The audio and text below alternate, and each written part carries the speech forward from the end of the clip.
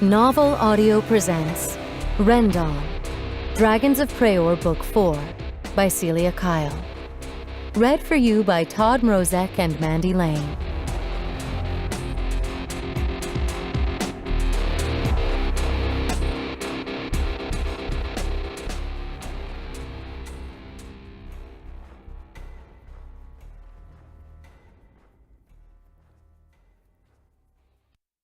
In many ways, Carla was a pushover.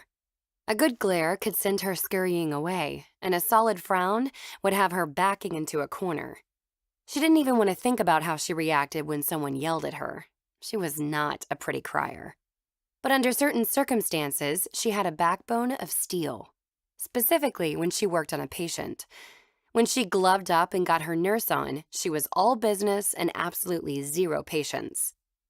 Wait. That was a lie. She was the liarest of liars. She had to amend those ballsy thoughts.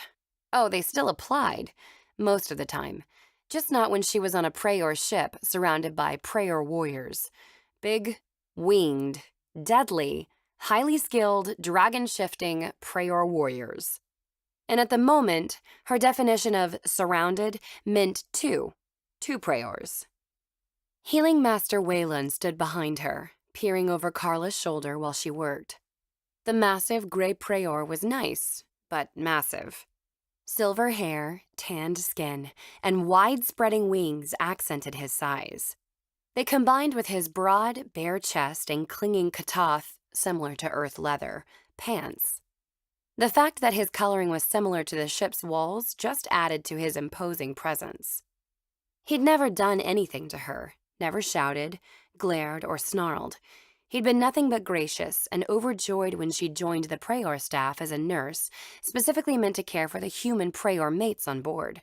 That couldn't banish the fear, though. Fear of large men and the damage they could cause. The other Preor looming over the med platform was equally intimidating, not necessarily because of his size, but his coloring. Red.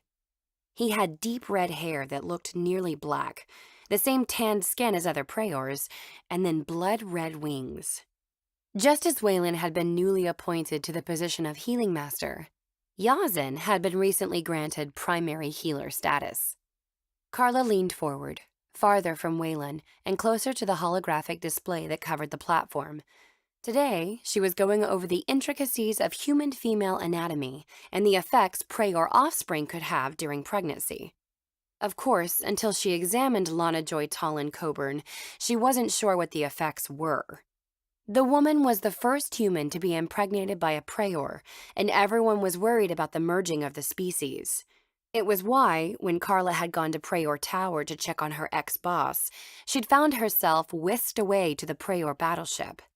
She'd gone from, "Is Grace okay? She kind of disappeared with one of your winged guys," to now living and working on the ship. Which, since she'd been fired recently, kind of rocked. But being one of the few women, and the only unmated one, on the ship was weird. She'd been with the Preor for a week now, and she was still acclimating to the way her life had changed so drastically.